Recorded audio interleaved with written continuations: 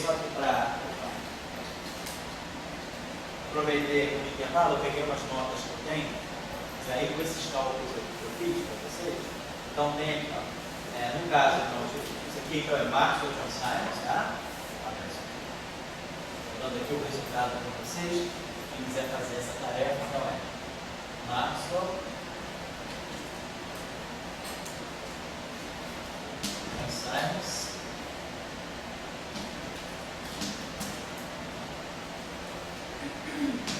uma carga na origem. Tá? Então, eu tiro o campo elétrico, eu saio do K1, tira um estelar magnético.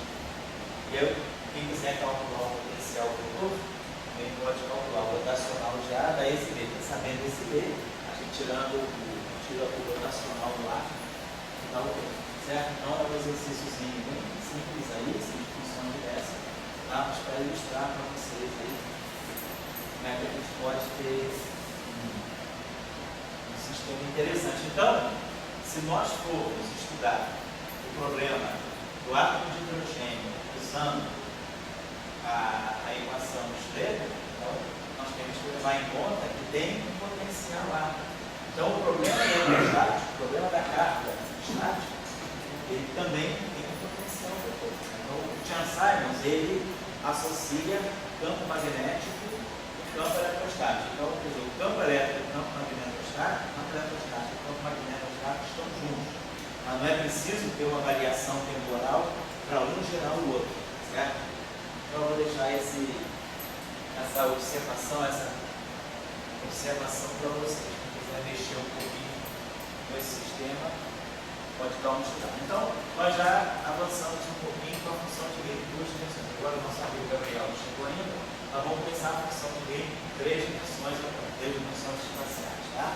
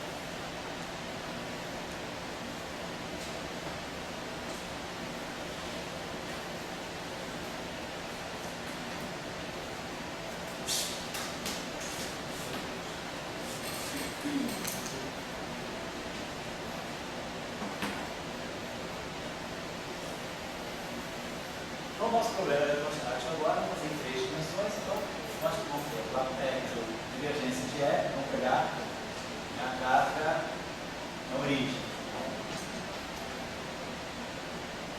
Então, nosso problema, na verdade, vai ser esse problema aqui, laplaciano, né?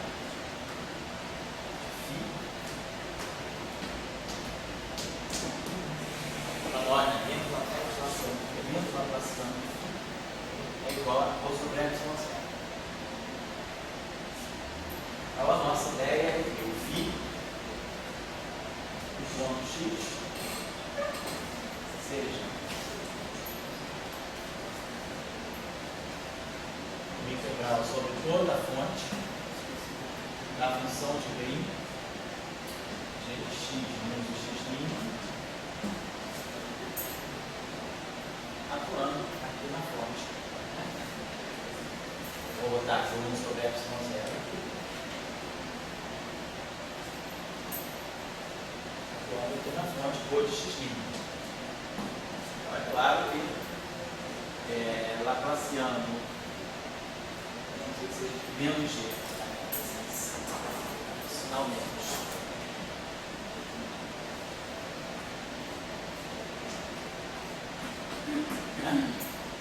Então, quando eu pegar esse Laplaciano atuar em φ, o Laplaciano atuando em g, dá um delta, E aí eu vou ter que ir Laplaciano de φ vai ser menos rho sobre x. Então, o meu problema da função de Green é esse aqui. Eu quero resolver esse problema. Então, esse φ vai ser, na verdade, eu coloco isso aqui, se quiser, esse não menos aqui. Então, o meu φ vai ser o G atuando naquele menos rho sobre x. Então, o meu problema de Green eletrostático é esse aqui. X menos x' igual a 3 x menos x. Tá? Bom, então o que a gente sabe? Que o problema da função, o que eu tenho que resolver na verdade é o problema, né, da carga cruciforme. Eu tenho que resolver isso aqui, a carga cruciforme. Tem dois métodos de fazer. Vou fazer o método físico e o método depois matemático, né? O método físico, então, deixa eu apagar isso aqui. Ele diz para nós que para eu resolver o problema de Green, eu tenho que resolver o problema de uma carga na origem. Então, nós sabemos que divergência de E, problema da carga na origem, divergência de E, igual a 1 sobre x com 0, Q sobre x com 0, delta. Estou resolvendo o problema da carga da origem. E aí nós sabemos o campo elétrico qual é. O campo elétrico é Q sobre 4 x com 0 R ao quadrado. Esse é o campo de uma carga na origem. Esse campo é menos o gradiente do potencial.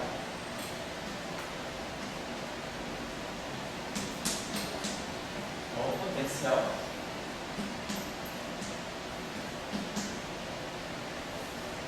o potencial da carga da origem, nós sabemos, é menos que 4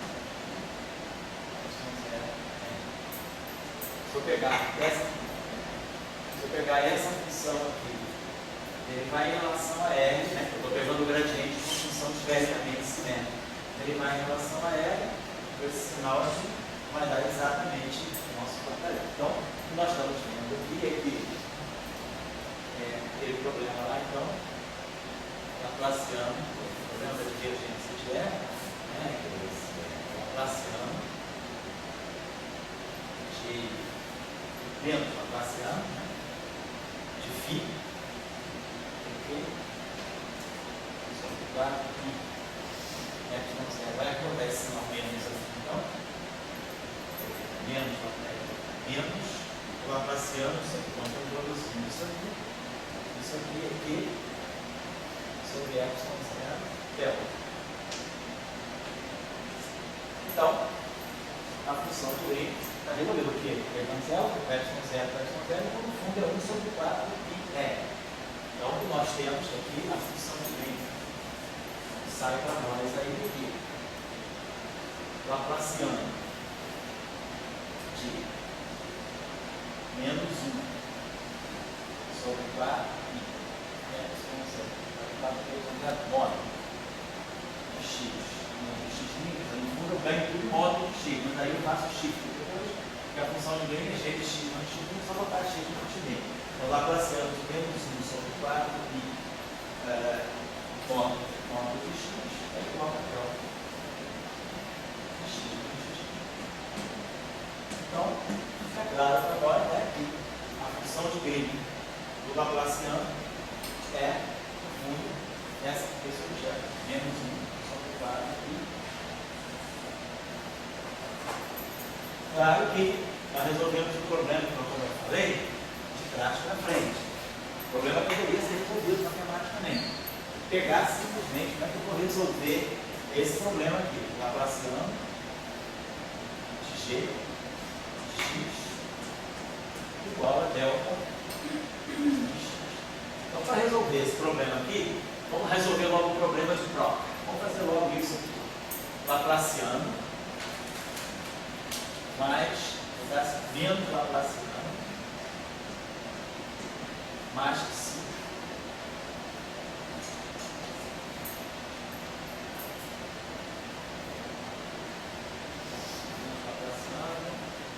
acho que sim. Problema de prova, mas o problema de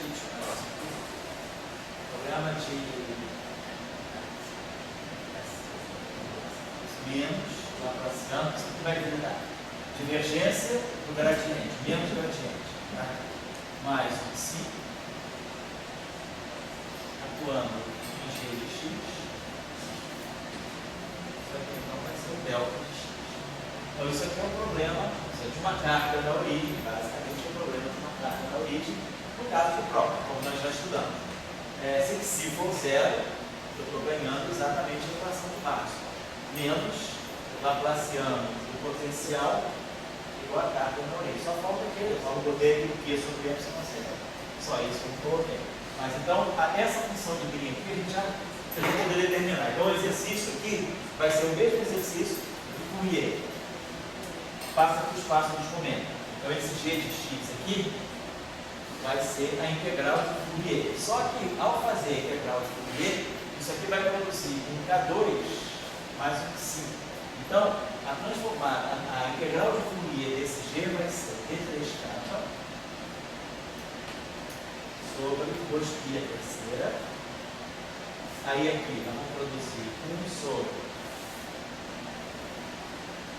sobre módulo de k ao quadrado, que vem daqui, mais psi. É igual ao problema em duas dimensões, só que em duas dimensões a gente vai para zero.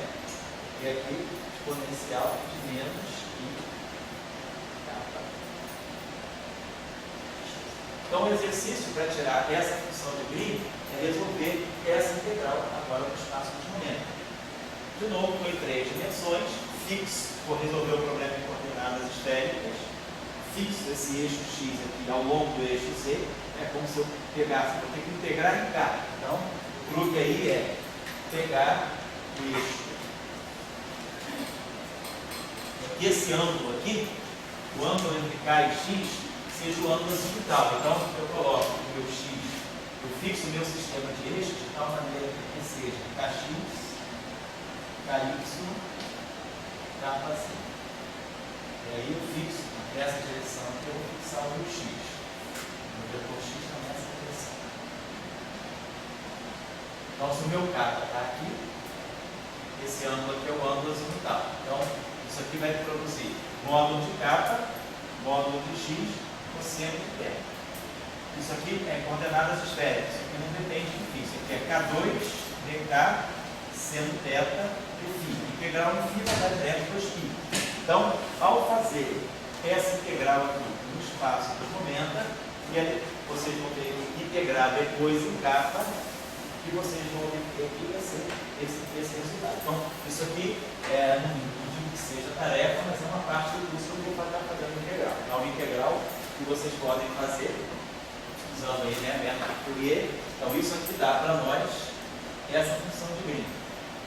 G de x vai ser menos exponencial de menos raiz de psi módulo de x sobre módulo de x. Então, essa é a função de Green. Se eu pegar psi igual a zero, eu ganho exatamente o potencial colombiano. Se eu fizer psi igual a zero, eu ganho exatamente lá o menos 1 sobre 4 aqui módulo de x. Claro, isso na verdade é g de x menos x'. Então aqui é x menos x'. E aqui é x menos x'. Então, a gente já resolve aqui a função de Green desse operador, que na verdade é o operador que serve tanto para Maxwell quanto para Proctor. E aí, fazendo psi igual a zero, Proctor via Maxwell. Então, eu já resolvo dois problemas pessoal. Então, isso aí é o problema eletrostático do meio de função.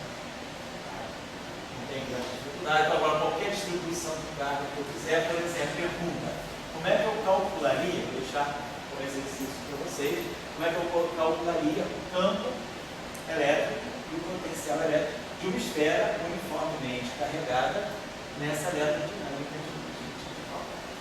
Em vez de fazer o caso de Maxwell, a gente sabe que calcula o campo no interior da esfera, velocidade linear em R, depois do plano fora da esteira cai no sobre R2. Então a gente está acostumado a fazer esse problema no caso do máximo.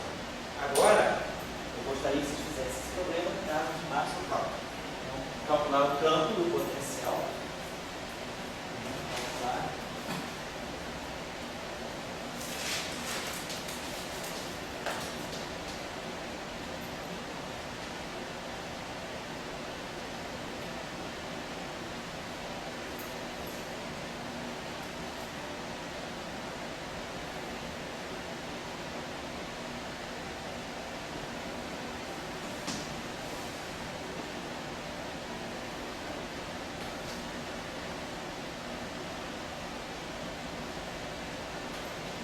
Caso máximo.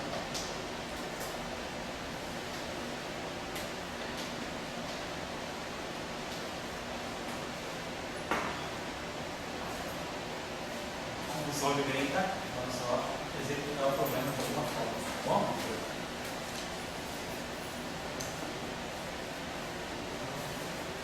Muito bem, então, já que a gente pode olhar também função de Green em 4 dimensões, né, como vocês quiserem.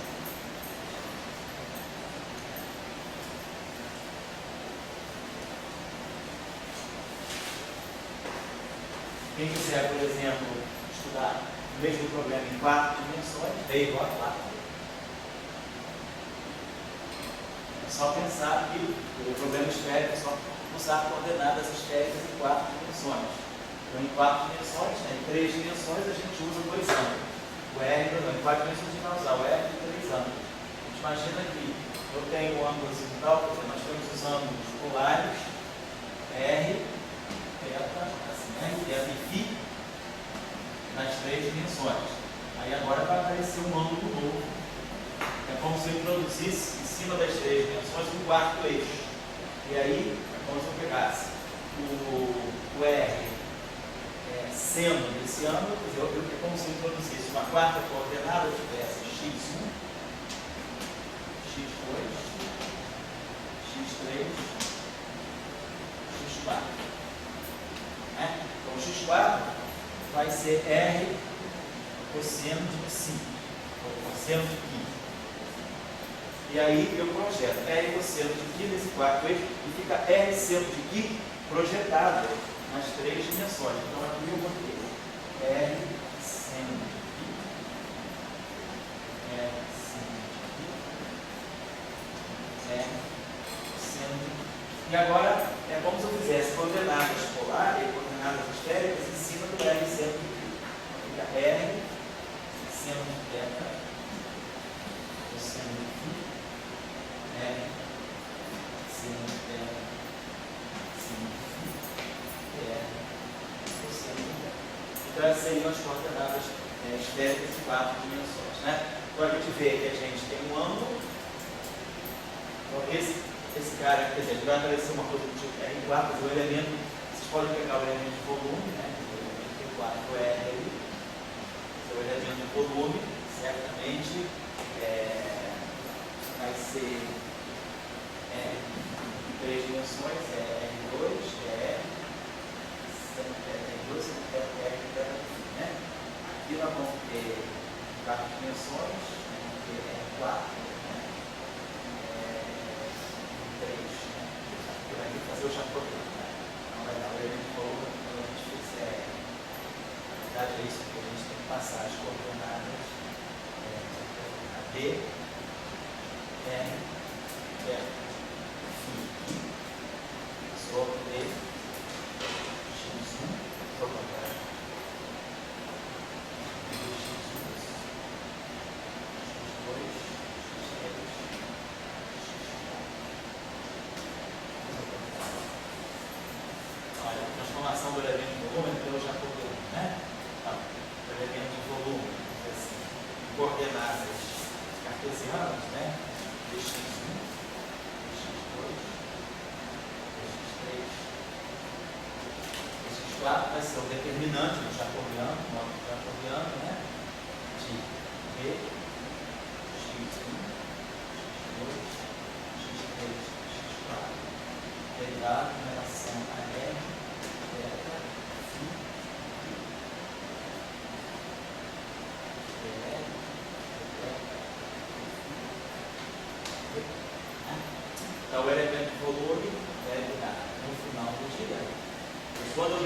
relação a R, eu vou ter um R. Então eu vou ter um R3, no jacobiano, no determinante, né? Eu vou produzir um R3, a parte de cor de R3, aí vamos ter BR, claro, depesa, defi, daqui. Aí nós vamos produzir um seno ao quadrado de π. Vamos produzir um seno de θ. Aqui aí, se por exemplo eu fizer π igual a π sobre 2, isso aqui fica 1, nós vamos ter R2, seno de θ, dr de θ dφ. Então, aparece seno ao quadrado de π, seno de θ, dr de θ dφ. Isso aqui é o elemento volume. Então, se a gente quiser tirar, por exemplo, fazer o teorema de Gauss, a gente vai fazer, a gente vai fazer o elemento de superfície, né? Então, eu vou ter que integrar o elemento de superfície esférica. A área de uma superfície esférica em 3 dimensões é 4π R2, né? A gente, no fundo, faz isso. R2, seno de θ, dr de θ dφ. Eu vou integrar só, tem um R fixo, eu não tenho isso aqui. Então, já tenho o R2 aqui, o raio da esfera. A integral do seno de θ, acho que é 1, né? Menos cosseno de θ. Cosseno de θ é entre 0 e π dá 2. 2 vezes 2π dá 4, então está certo. O elemento de a superfície esférica, quando a gente faz o fluxo, né, fica E vezes 4π R2, por isso que o campo elétrico é 1 sobre 4π ε0 R2, porque eu faço o fluxo através de uma superfície bidimensional no espaço tridimensional. Agora eu vou fazer um fluxo através de uma superfície tridimensional no espaço quadridimensional. Então, o raio da superfície é R3. Eu não vou integrar ninguém. Aí é fixo. Agora eu vou integrar. Seno de θ vai ficar. Então, esse seno, isso aqui, esse ângulo θ que varia entre 0 e entre menos π e mais π, né? 0 π sobre 2. Vamos acidentar o ângulo φ. O φ dá 2π, está certo. E o θ integra entre 0 e π. Está certo. O φ vai dar 0, 2π. Entre 0 e π e o π entre 0 e π. Então, isso aqui vai produzir, o φ vai produzir um fator 2π, o θ vai produzir um fator 2, agora integral do seno ao quadrado de θ. Né? Então, cosseno de 2π, isso é cosseno ao quadrado de π menos seno ao quadrado. Cosseno ao quadrado é 1 menos seno ao quadrado, então isso aqui é 1 menos seno ao quadrado de π.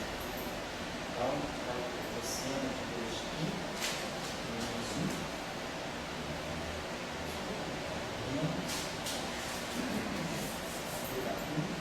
cosseno de 2π sobre 2. Isso é o seno ao quadrado de π. Então, quando eu integrar o meio, eu ganho π sobre 2. Quando eu integrar o cosseno de 2π, eu ganho 1 sobre 2 seno de 2π. Eu vou integrar entre 0 e π vai dar 0. Entre 0 e π vai dar π sobre 2. Então, dá 2π, 2 é 3. Então, a superfície, né, a superfície esférica, a área, a superfície esférica de raio R em D igual a 4, tem uma área que vai ser 2π ao quadrado R3.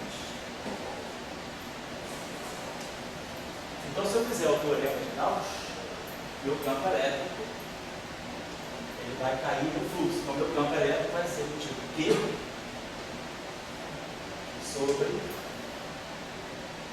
2π ao quadrado, 2π ao quadrado, ε0 R3. Então, o campo elétrico cai pelo fundo da distância, em 4 dimensões. Então, é isso aqui, o potencial. Então, o potencial dessa. Então, esse R a menos 3, fica 1 sobre 2π ao quadrado.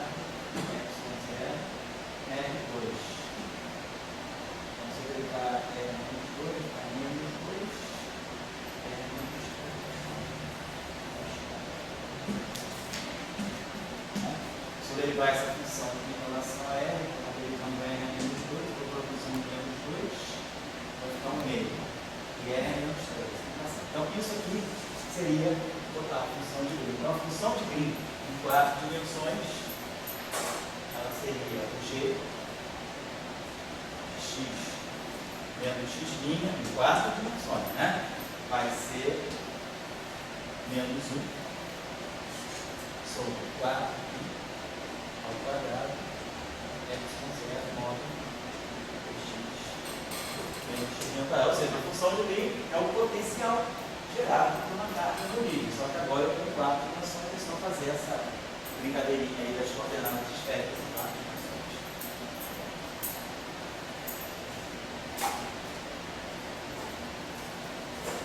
Então isso aí fica só para vocês apurarem, né? De repente eu posso ter errado no sinal, tá?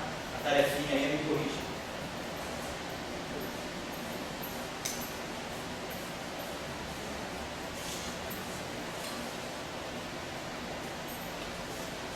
Então isso está resolvido.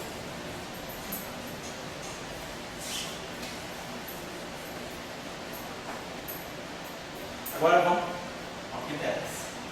Funções de Green, as equações de Marx dependentes do tempo em 4 dimensões.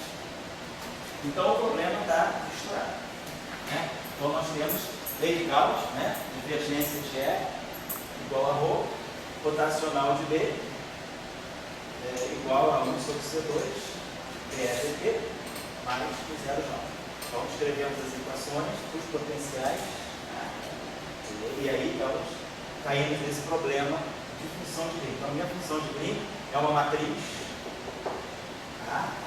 4 por 4 vezes superador. Vamos fazer uma coisa. Sempre que a gente vai resolver a função de Green, vamos dar uma olhadinha nesse operador no espaço dos domentos. Tá? Suponhamos que eu faça a transformada de Fourier por um. Mas quando eu fizer a transformada de Fourier do φ, eu vou produzir φ é a menos IKX. Quando eu fizer a transformada de Fourier do A, eu vou produzir um menos, né? As transformadas de Fourier. Se a gente quiser trazer esse problema do espaço de Fourier, é só lembrar que o φ de x vai ser a representação de Fourier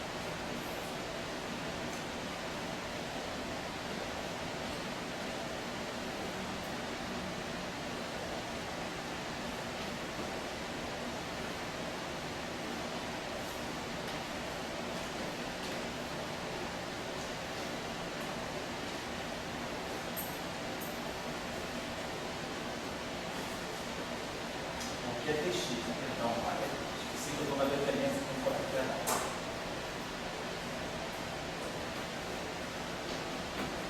Então, o problema agora é dependente do tempo. Vamos melhorar isso aqui.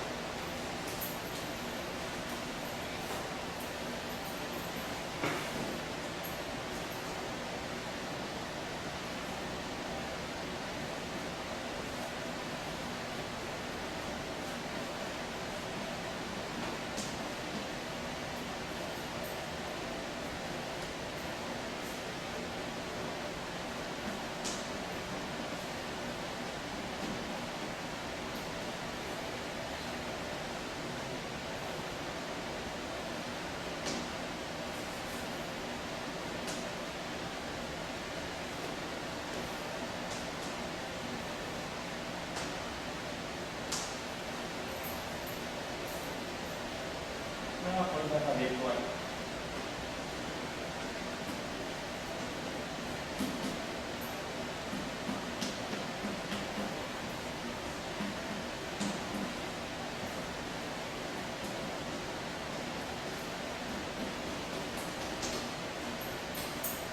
Ou então, se a gente colocar essas expressões lá, ela, né, tudo vai estar sujeito a essas integrais, basicamente o meu problema é colocar em uma matriz, que vai depender dos momentos, tá? E as transformadas, né? Então, se eu jogar esse problema aqui, claro, aí eu vou transformar também isso aqui, sabe? Então, eu vou transformar esse problema aí. Então, vamos lá. Se eu jogar esse problema em 4 dimensões, 3 dimensões, então no espaço de momento, nós vamos ter isso aqui. Laplaciano é a segunda derivada de x. Então o Laplaciano vai produzir menos k ao quadrado. Menos k escalar k. O DDT vai produzir 1 ômega. E a derivada em relação a JS no componente ao XJ vai produzir menos I capa J. Então, naquela submatriz, naquela partezinha superior, eu vou produzir menos I da 1, eu vou produzir aqui um ômega capa J.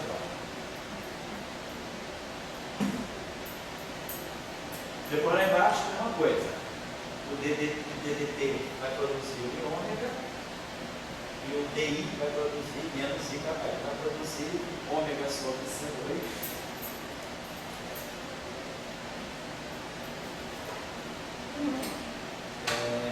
ômega sobre C2 capa I.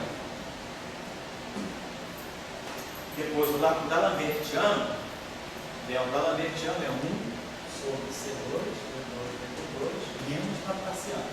Então o D2 e T2 vai produzir menos ômega 2. Então aqui vai ficar menos ômega 2 sobre C2. O Laplaciano vai produzir menos capa 2. Então aqui vai ficar mais capa ao quadrado. Então nós vamos ter menos ômega 2 sobre C2.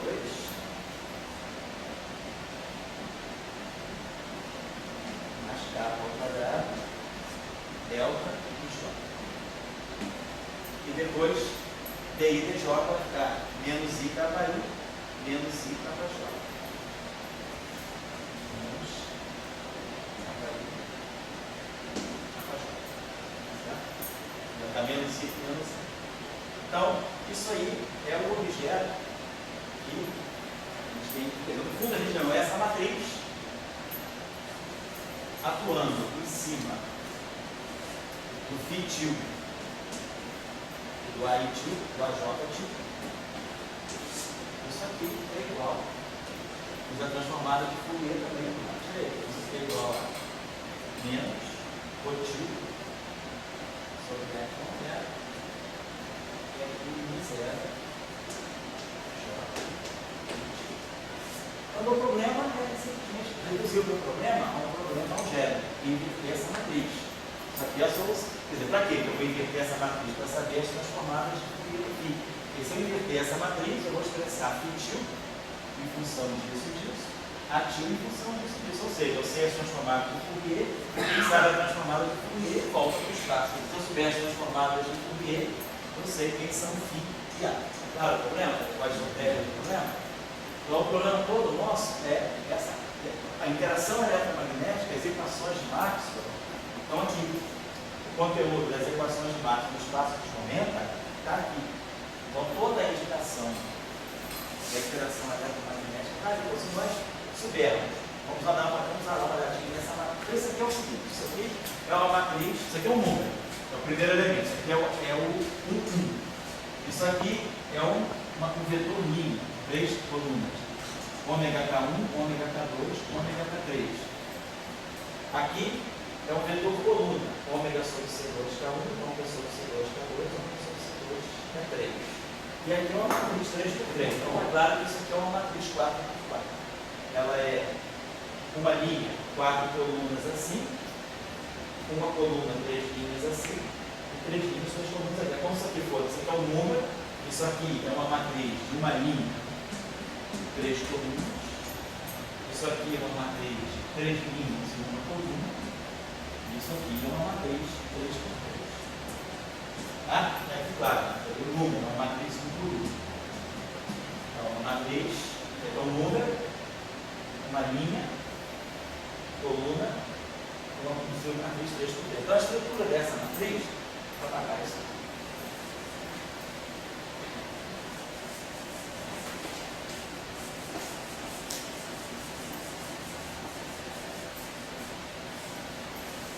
Dessa matriz é isso aqui.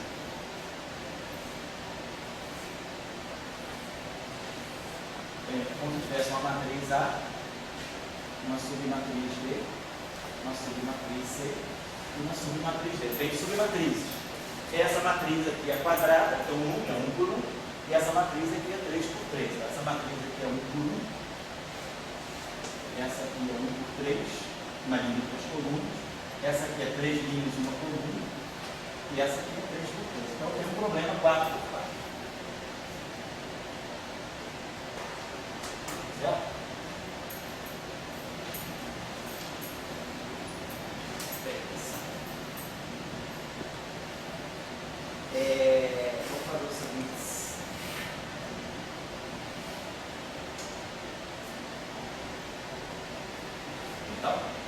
esse objeto aqui, eu preciso o quê? Eu preciso inverter essa matriz. Eu preciso inverter essa matriz. Então, como é que eu inverto uma matriz grande e fazendo inversões das matrizes pequenas, né? O nosso problema é sempre esse. Eu quero inverter essa matriz. Então, eu vou supor que eu vou inverter essa matriz, que essa matriz, então, é a inversa, né? Vou chamar essa matriz aqui de O, que é a matriz O. Então, a matriz O menos 1, ela deve ter essa estrutura aqui. Não conheço. X, Y, Z, W. Eu não conheço. Tem X, tem Y, tem Z, tem W. Claro, se eu conhecer X, Y, Z e W, eu sei quem é a matriz inversa. Então, eu vou fazer o problema da matriz inversa. Deixa eu mostrar para eu posso perder. Apagar, só aparece.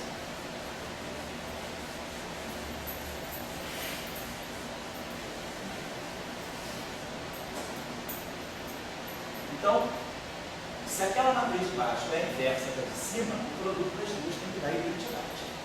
Então, quando eu multiplicar essa, eu vou fazer um problema agora de uma matriz dividida em submatrizes, tá? Então, quando eu fizer esse produto, isso aqui vai bater direitinho, ó. Isso aqui vai bater com isso aqui vai bater com isso. Então, eu teria que AX mais BZ vai ter que dar identidade. Essa matriz aqui, o produto das duas, O vezes O menos 1, vai ter que ser a identidade. Mas essa matriz está particionada assim. Aqui a identidade é 1, mas aqui a identidade é 3 por 3. Aqui é 0, aqui é 0. Então, eu estou supondo que esse objeto aqui também é 1 por 1, esse aqui é 1 por 3, esse é 3 por 1, e esse é 3 por 3. Então, quando eu fizer esse produto, estou multiplicando um número por um número, dá um número. Uma matriz linha por uma matriz coluna, vai dar um número, vai ficar uma coisa assim e uma coisa assim. Então, AX mais BZ é um número, é uma matriz 1 por 1, é um número, então isso aqui é 1. Isso é 1. Tudo isso aqui é matriz, eu estou respeitando a regra matricial. Eu estou dizendo, se a minha matriz tem essa estrutura, eu estou propondo a minha inversa com essa estrutura. E aí eu vou multiplicar. Se eu fizer esse produto, eu vou multiplicar isso por isso. Então sai tudo direitinho, número por número dá número, matriz linha por matriz coluna dá número. Então você me dá um número. Agora, isso aqui é uma matriz 1 por 1 com uma matriz 1 por 3. Então, é uma matriz 1 por 3. E isso aqui é uma matriz 1 por 3 com uma matriz 3 por 3. Vai dar uma matriz 1 por 3. Então, isso vai dar 0. AY mais BW vai ser esse elemento aqui. Vai ser 0.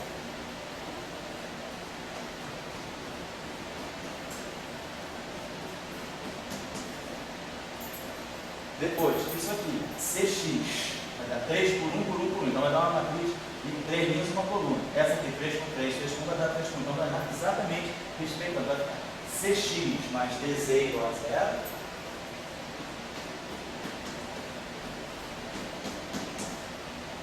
E, finalmente, isso aqui, ó. 3 por 1 por 1 por 3 dá 3 por 3, 3 por 3 por 3 por 3 dá 3 por 3, 3 por 3, tudo somado, vai dar uma matriz 3 por 3 aqui, então. CY mais DW igual a identidade 3 por 3.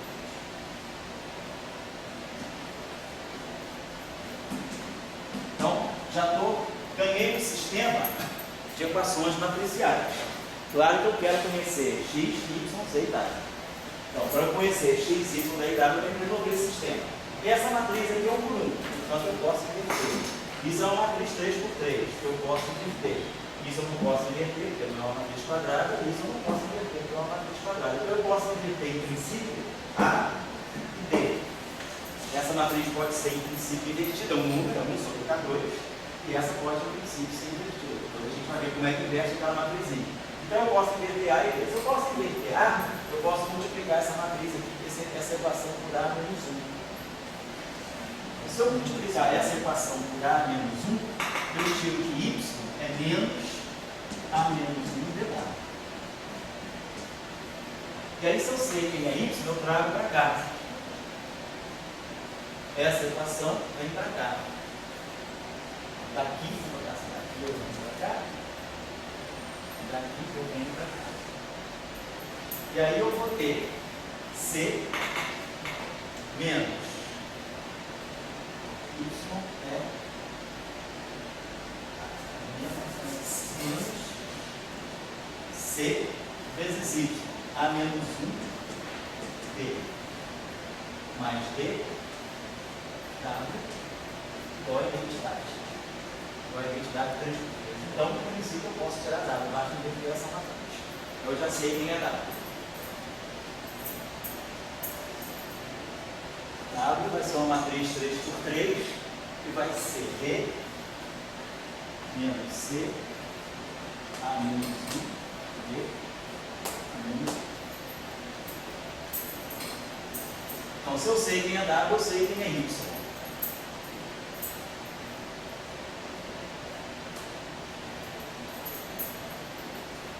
Menos A menos 1, B, tá.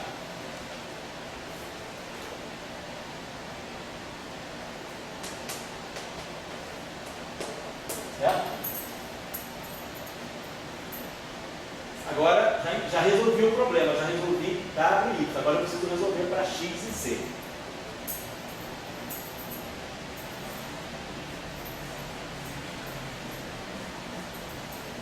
Então, para Y, eu já usei essa equação aqui.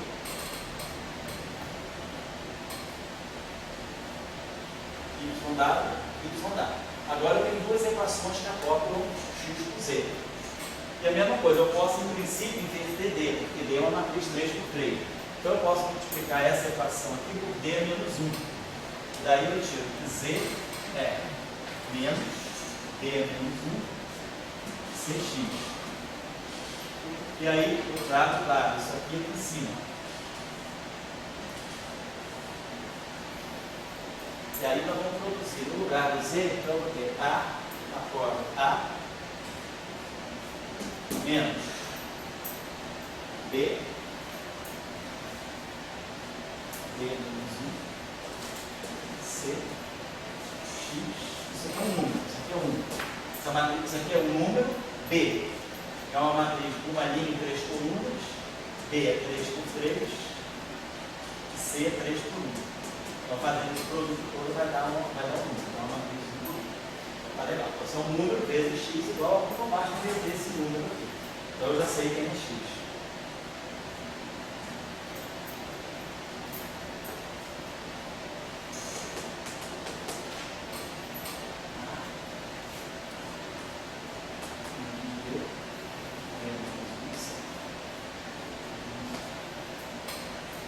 E aí, quem sabe quem é x, sabe quem é z.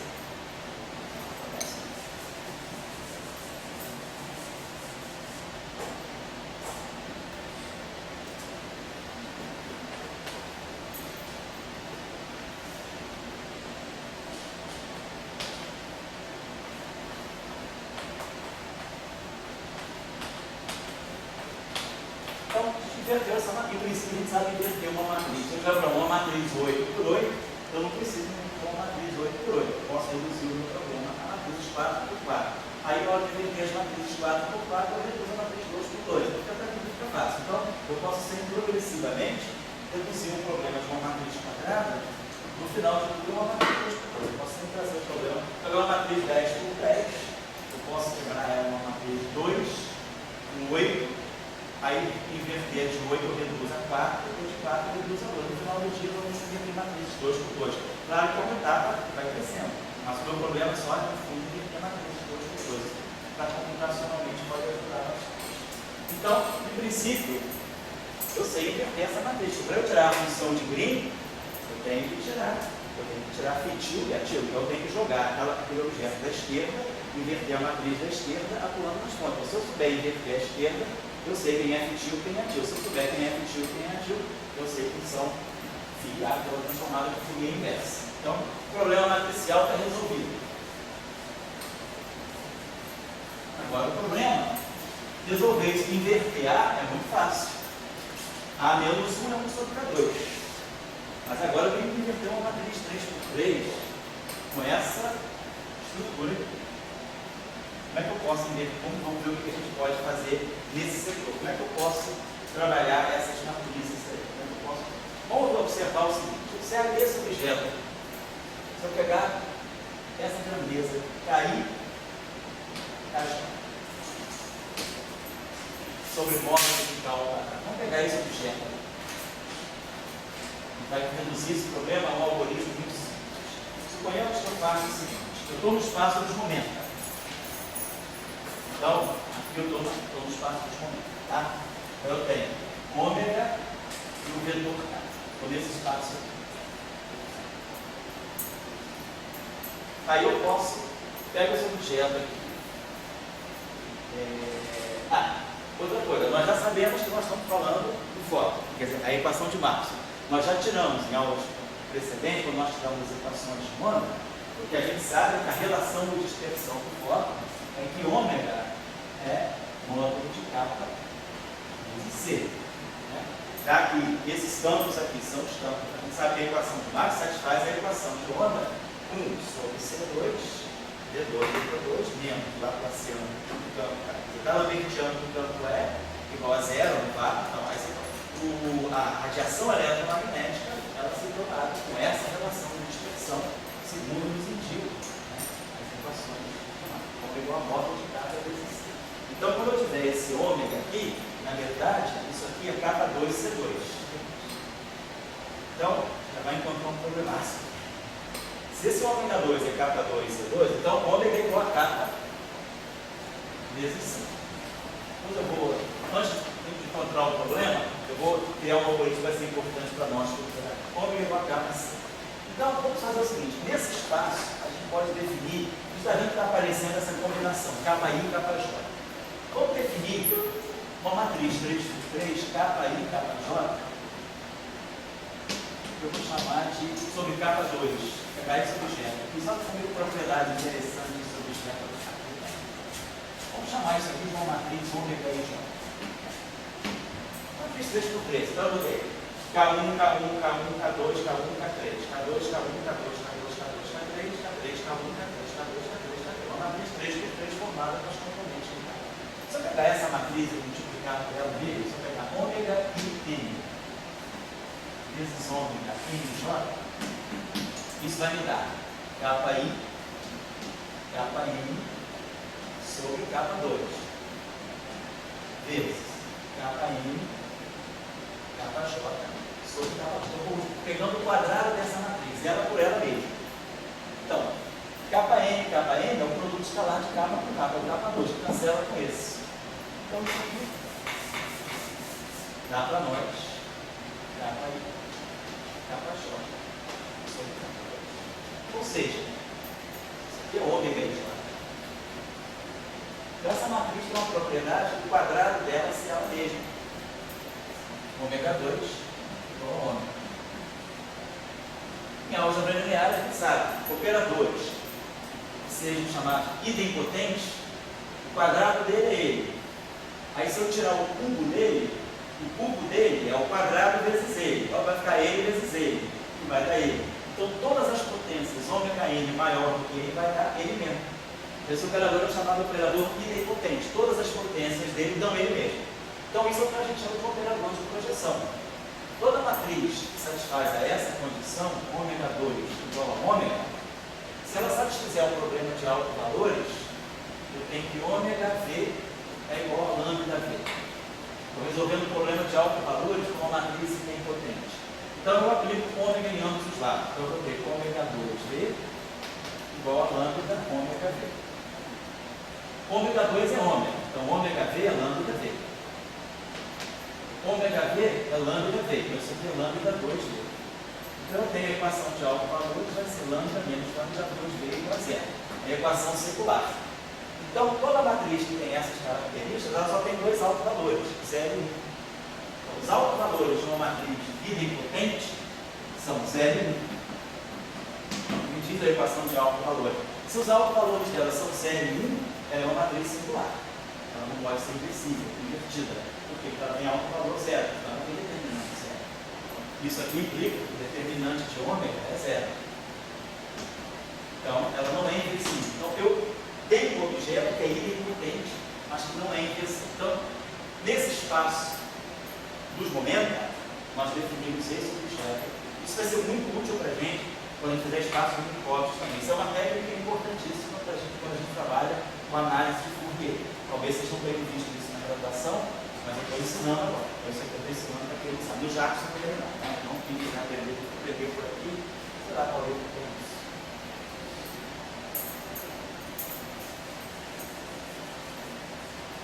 Bom, uma técnica boa de teoria quântica de campos. Bastante usada, que a gente usa para tirar propagadores, andar de atração quântica. Estou trazendo isso para o eletromagneticismo que resolve uma função de coisa. Então, se a gente pegar, então a gente já definiu uma primeira matriz, ômega e J. E é KI, KJ sobre ômega 2. Sobre K2. Tá assim. Então, ela já sei que essa matriz tem uma propriedade, ela não é inversível e ela é idempotente. Ômega 2 é igual a ômega.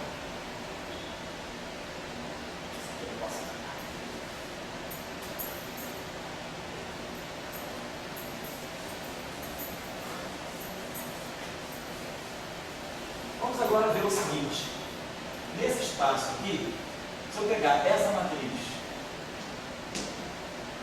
suponhamos que tenha uma outra matriz, que eu vou chamar de θ e J, tal que a soma delas dê identidade. Estou fazendo uma relação de completeza. Eu tenho um projetor, né, que é aquela, toda matriz idempotente, na álgebra linear, que chama de um projetor. Porque se eu atuar com ela em cima de um vetor, e depois esse resultado eu atuar de novo com ela, eu não saio desse subespaço. Então, isso é uma matriz de projeção. É um operador chamado operador de projeção. Todo operador que é idempotente, né, quando eu pegar ômega e atuar no vetor, isso aqui vai me dar ômega i J, VJ, isso aqui vai me dar um VTI. Se eu aplicar, de novo, isso aqui, se eu aplicar agora ômega MI, ômega IJ, VJ, eu vou ter ômega MI, VTI. Mas isso aqui dá o ômega, e dá ômega MJ. Dá ômega MJ. Ômega MJ, VJ. Então, essa operação aqui, no momento que eu tenho esse vetor aqui, esse vetor está completamente projetado nesse subespaço aqui, essa matriz, por isso que ela é chamada de um operador de projeção. Então, se ela é um operador de projeção, eu espero que se eu estou projetando uma parte do espaço, eu vou ter uma parte ortogonal a ela. Estou projetando no subespaço. No espaço tem uma dimensão 3. Se eu estou projetando no subespaço, eu devo ter um espaço ortogonal a ele para compor o espaço todo. É uma relação chamada de completeza. Então, se eu conheço o ômega i J, eu posso tirar θ e J. θ e J vai ser a matriz de identidade menos ômega i J, menos KI e KJ sobre K2. Então, eu já vi esse objeto. Vamos ver as características desse objeto. Eu estou definindo ele justamente para ser ortogonal a ômega. Então, vamos verificar que ele é ortogonal a ômega. Então, vamos fazer esse cálculo aqui. Ômega i J, ômega IN, vezes θ e J. Vamos pegar a matriz ômega IN. KI, KN sobre K2. Vezes θ MJ. Delta MJ menos KN, KJ sobre K2. Então, esse primeiro termo aqui, o M vira J. Então, o primeiro termo vai ficar KI, KJ sobre K2. O segundo termo vai ficar isso vezes isso. Vai ficar K2, vai cancelar o K2, vai ficar menos KI, KJ sobre K2. Então, cumpriu o que eu queria. Ômega vezes θ dá zero. Então, essa matriz que eu estou definindo nova, θ e J, delta J, ela justamente é a completeza disso aqui nesse espaço. Portanto, é o subespaço ortogonal a esse. Isso aqui dá KI, KJ sobre K2. E aí a gente sabe que ômega vezes θ é igual a θ vezes ômega, é zero. Quem quiser fazer o cálculo pode fazer θ e M vezes θ e MJ na θ e J. Então a gente mostra que θ também é um operador de projeção. Ou seja, isso aqui.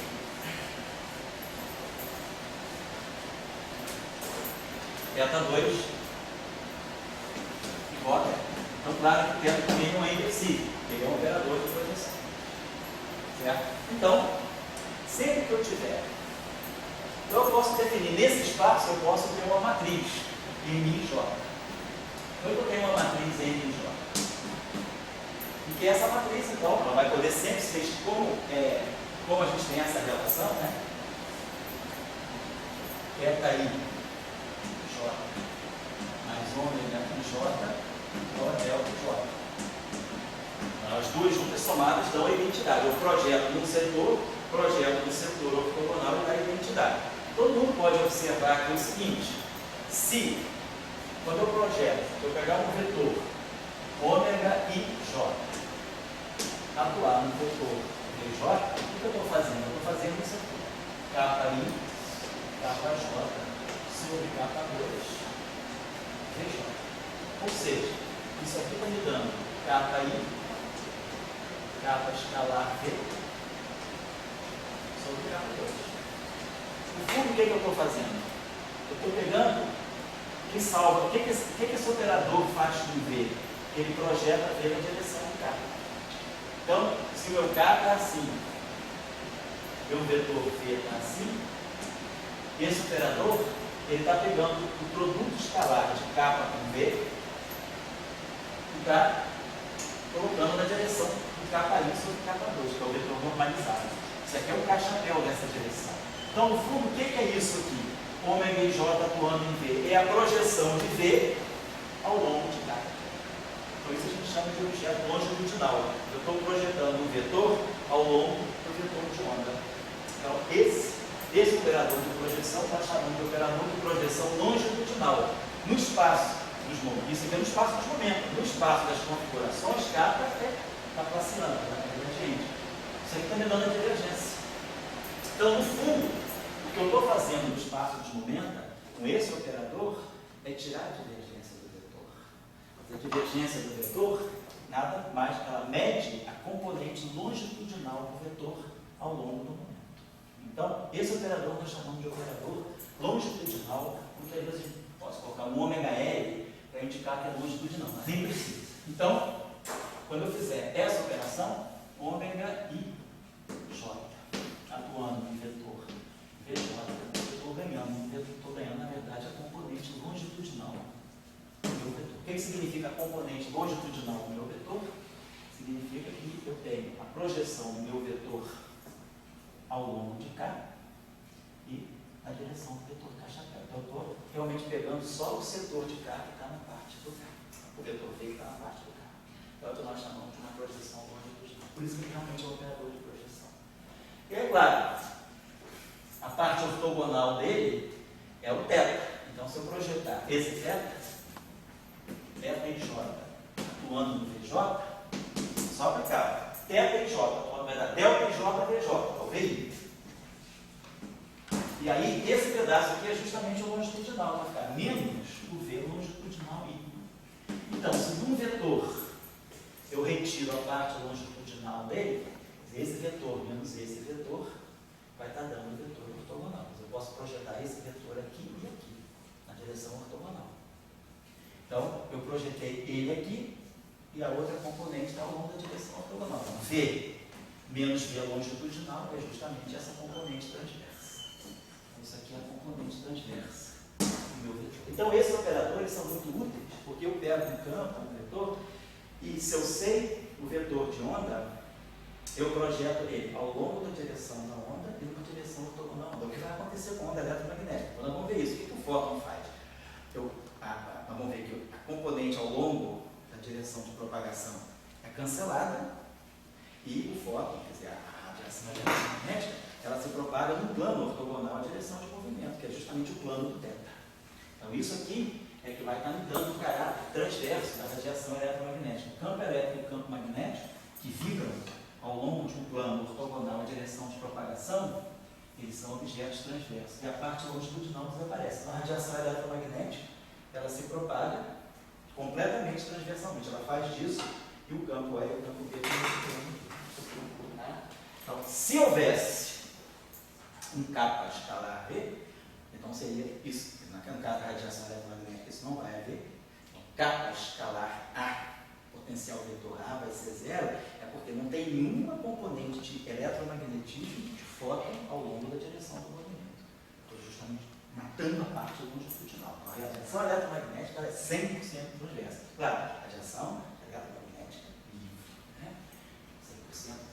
tiver um guia de onda, se eu tiver condições de contorno, no meio de um supercondutor, aí a radiação não estaria, ela está em interação, mas a radiação jogada no vácuo, ela vai se propagar transversamente. Vamos ver que isso aqui vai ser zero. Então, estão entendendo o que eu estou fazendo? Eu estou trazendo vocês para um subespaço. Vamos fazer análise de Fourier, é sempre boa por isso, que a gente entende bem a onda. Então, eu estou trazendo vocês para o espaço vetorial do vetor de onda. Então, na verdade, a função de Green, analisada do ponto de vista das componentes de Fourier, ela nos traz para um subespaço tridimensional que é formado exclusivamente pelo vetor de onda. Ômega igual a módulo de Kappa, então eu tenho essa categoria de objetos que formam completamente o espaço tridimensional dos momentos. Então agora eu posso fazer uma relação muito simples aqui, como eu sei. Então se eu estou no espaço, nesse espaço aqui, qualquer matriz desse espaço, qualquer matriz em J desse espaço, ela pode ser escrita como uma componente alfa ao longo de ômega, mais uma componente θ ao longo de θ. Qualquer matriz pode ser escrita como soma de ômega mais θ, já que ômega mais θ dá identidade, isso aqui eles são ortogonais, quer dizer, é uma base para a expansão das matrizes. É como se fossem dois vetores de base ortogonais que se somam dando uma relação de completeza. Então qualquer matriz pode ser expandida. De fato, vocês estão vendo isso aqui, ó. Isso aqui é capa I e capa J. Então, isso aqui é capa 2 vezes ômega e J. Isso aqui é delta e J.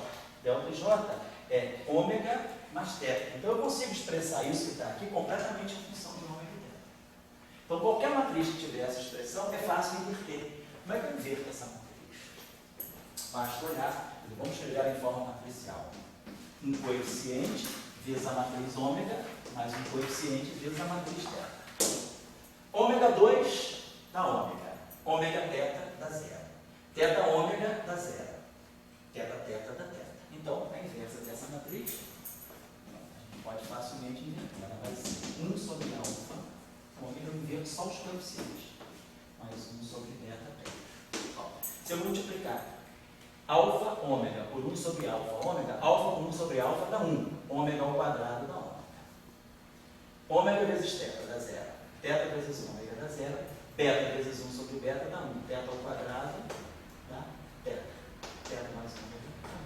Então, isso realmente, por construção, isso é inversa dessa. Então, se eu tiver uma matriz no espaço dos operadores transverso longitudinal, eu sempre reduzo em termos de θ. Então, na hora de inverter é fácil, não preciso inverter matriz nenhuma.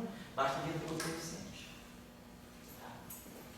Isso é bastante útil para a gente poder fazer as nossas análises de Fourier.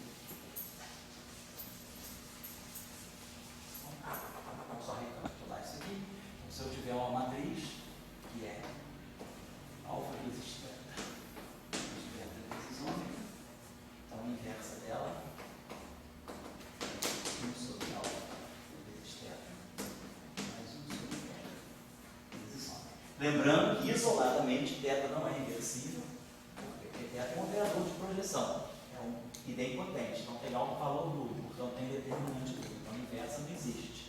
Ômega sozinho também não tem inversa, mas ômega mais θ forma identidade.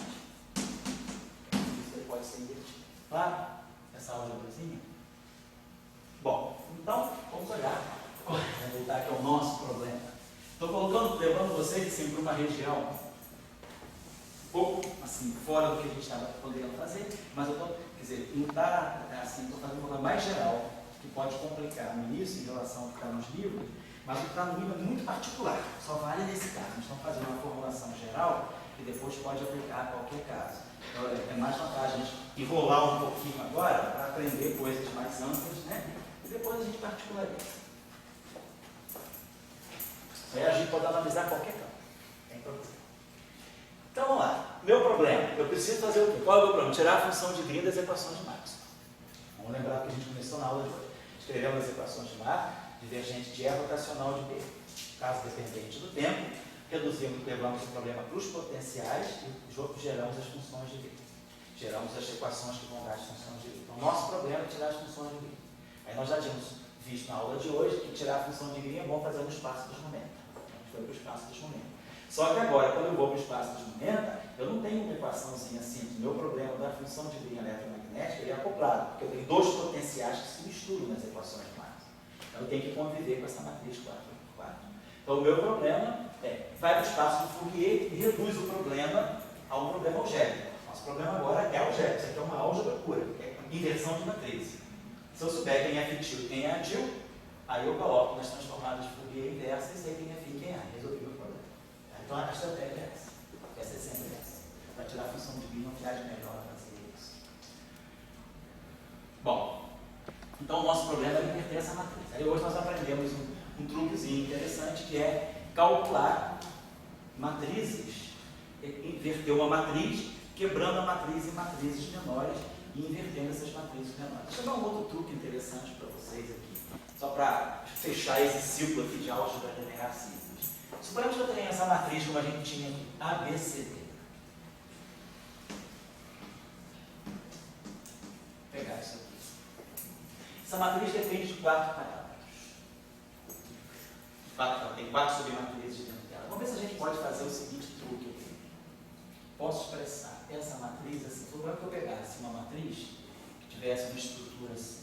Vou pegar uma matriz que fosse, sei lá, A, 0, essa matriz tem que ter 4 elementos. Tá? Então, se eu pegasse uma coisa assim, X, 0, 1. Se eu pegar essa matriz aqui, o determinante dela é X, tá legal. Se eu multiplicar essa matriz aqui, eu tenho 4 elementos aí, 4 ABCD. Eu gostaria de multiplicar essa matriz. Se eu pegasse algo desse tipo assim, pegasse algo assim, se eu botasse aqui, se eu pudesse fazer algo desse tipo.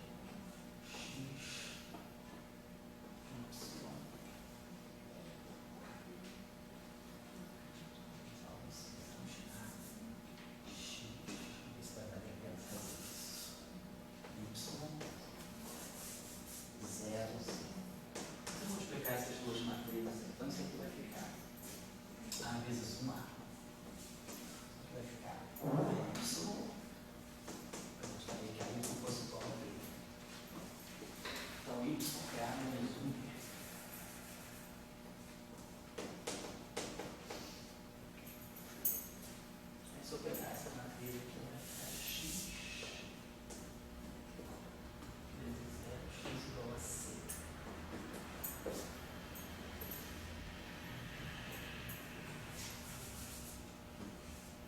eu pegar isso aqui, isso aqui me dá C, A menos 1, D, mais C, igual a D.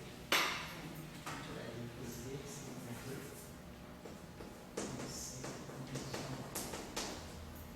Olha só, uma matriz ABCD eu posso escrever assim. Eu posso pegar essa matriz e essa matriz, ela nada mais é do que uma matriz A, 0, C, vezes a identidade. Tudo submatrizes aqui, tá? E aqui, identidade.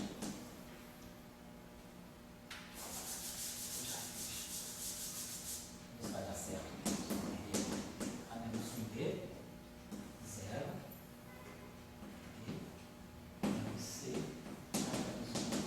Se eu multiplicar essas duas matrizes, ó, A vezes 1, 0 vezes 0, então eu reproduzo A menos 1, A vezes A menos 1D, mais 0 vezes aquilo, eu reproduzo D.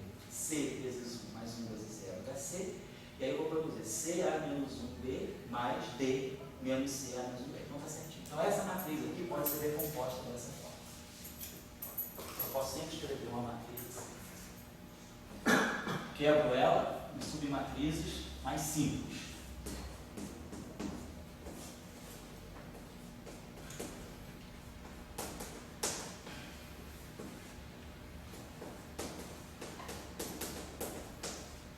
Então tá aí. Então essa matriz é o produto de duas matrizes aí que eu produzo. Só que tem uma observação, o determinante da primeira matriz é A. Porque aquele zero mata o C na hora de fazer o determinante. Então essa matriz aqui, O determinante dela é justamente só da diagonal, é o A. E essa matriz aqui é a mesma coisa, isso aqui mata isso. Então, o determinante dessa matriz é igual a D menos C a menos 1. Entendeu? Então, ao invés de tirar o determinante de uma matriz grande, eu quebro em dois problemas de subdeterminantes. Então, a gente pode escrever essa relação. Se eu pegar uma matriz A, C, D, isso aqui são submatrizes. Olha, essa matriz aqui é N por N. Essa matriz aqui ela tem N linhas, N colunas. N por N. Essa aqui é N por N. N linhas e N colunas. Essa aqui vai ter N linhas e N colunas. N linhas. N linhas e N colunas. Tá? E essa aqui vai ser N por N. Tá? Então, se eu tiver um problema assim, uma matriz quadrada aqui, N por N. Uma matriz quadrada aqui, N por N, são distintas. Mas essa é N por N, e claro, essa é N por N. Então, nesse caso, fazendo isso, eu vou poder sempre escrever esse determinante como sendo o determinante da matriz A. Basta calcular esse determinante. Depois calcular o determinante de D menos C a menos 1D. Que no fundo é uma matriz M por N. Porque D é N por N, C é N por N, A menos 1 é N por N, e B é N por N. Então, essa matriz toda, ela é N por N. Então, eu reduzo o meu problema de calcular, se eu tiver uma matriz, por exemplo, 10 por 10, eu posso pegar essa aqui 5 por 5, e essa aqui 5 por 5, eu posso pegar essa aqui 4 por 4, essa aqui 6 por 6, então, eu reduzo o meu problema bastante, tá? Então, é só um truquezinho que vale mexendo com essas matrizes. Aprender a mexer com matrizes, não ficar... Se pegar uma matriz 8 por 8, nunca olhe para ela como uma matriz 8 por 8. Tenta quebrar ela em submatriz e fazer os cálculos com submatriz, que é muito mais fácil. Tá? Sobretudo quem for usar cálculo computacional vai ocupar muito menos memória do computador. Imagina um determinante com 8 fatorial termos. Agora imagina um determinante com 4 fatorial termos e outro com 4 fatorial termos. São 4 fatorial com 4 fatorial é bem menor do que 8 fatorial. Imagina se cada elemento da matriz for um polinômio. Isso acontece, quando faz cálculo enquanto um gráfico, às vezes a gente tem uma matriz que tem 9 mil elementos. Não dá para fazer à mão, tem que fazer com auxílio de um software. Simbólico que seja, mas mesmo assim o computador cansa. Às vezes tem gráficos de Feynman na conta gráfica com mais de 80 mil termos. Pode fazer a vida inteira, que você nunca vai fazer isso certo, não, né? Então tem que aí buscar esses métodos assim de simplificação. Para cálculo física molecular também, quem vai calcular determinantes de matriz e moléculas, né? A gente tem que resolver problemas matriciais complexos. Não adianta pegar, se pegar uma matriz 32 por 32, cara, nunca use ela 32 por 32. Quebra ela em duas 16 por 16, aí depois cada 16 por 16 quebra em 8 por 8, 8 por 8 quebra em 4 por 4, 4 por 4 quebra em 2 por 2. No final do dia você está mexendo com várias somas de 2 fatorial. 2 fatorial mais 2 fatorial mais 2 fatorial, que é muito melhor do que pegar 32 fatorial. Então esses truques ajudam muito, tá? Não são truques assim só de pirotecnia para essa aula, tá? Então, dado isso, tá? Podem se virar e podem viajar à vontade. Por exemplo, outro truque, vocês poderiam quebrar essa matriz de uma forma diferente. Tentem quebrar essa matriz, em vez de, por exemplo, multiplicar determinante de D pelo determinante de A, beleza? Vocês poderiam fazer o truque de quebrar essa matriz de uma outra forma, multiplicar o determinante. Às vezes pode ser mais fácil pegar o que está aqui embaixo, o determinante dessa é fácil. Então fica determinante de D vezes determinante de C menos determinante de D vezes determinante de D, peguei aqui, fazer ao contrário, A, B, C, D menos 1, D menos B, A menos 1, C. Vocês podem fazer também desse modo. Em vez de fazer essa matriz isolando o A, vocês podem isolar o D, fazer algo desse tipo. Talvez algo assim de identidade aqui, botar o B aqui, o 0 aqui e botar aqui o B. E aqui. Lembre-se, se você já fecharam B e D aqui, a gente tem que fechar, quer dizer, a gente botou D, bota aqui o D. Então isso aqui para mim vai ser um X. Eu tenho que Vão sobrar 3 elementos para eu determinar. Se eu fixei D, eu tenho 3 elementos da matriz para eu determinar. Então eu tenho que colocar. E o ideal é sempre botar 0 no ponto da diagonal, para poder dar determinante só na diagonal principal. Então, sei lá, eu botaria um Y, aqui eu botaria um Z, e aqui eu botaria uma identidade. Botaria o Z aqui, e a identidade aqui. Eu acho que fazendo isso, a gente consegue quebrar essa matriz de uma outra forma, semelhante a essa, e fazer aquele determinante. Isso é com você. Bom, beleza, então só estou acabando, respirando um pouquinho para a gente, na próxima aula, já partir disso aqui. Então, só para finalizar, fizemos a aula dos projetores longitudinal e transverso, depois nós vamos generalizar no espaço tricórios e usamos para a relação de dispersão, que é ômega igual a K. Então, a gente tem que inverter essa matriz. Agora, depois de tanto esforço, a gente tem que inverter essa matriz, né? Mas aí as coisas já estão mais fáceis, né? Então, para inverter essa matriz, eu vou precisar disso na próxima aula. Então, por exemplo, se eu quiser inverter essa matriz, está naquele nosso esquema, eu vou inverter o A menos 1. Vou precisar inverter isso, eu vou precisar inverter o A e vou precisar inverter o D. O A já está invertido, A menos 1 é 1 sobre K2, é um número. Agora, como é que eu vou inverter D? Vamos pegar a matriz D. Então, D para nós é essa matriz aqui, D e J. Tem que inverter D para poder formar B, D é menos 1, C. Eu vou precisar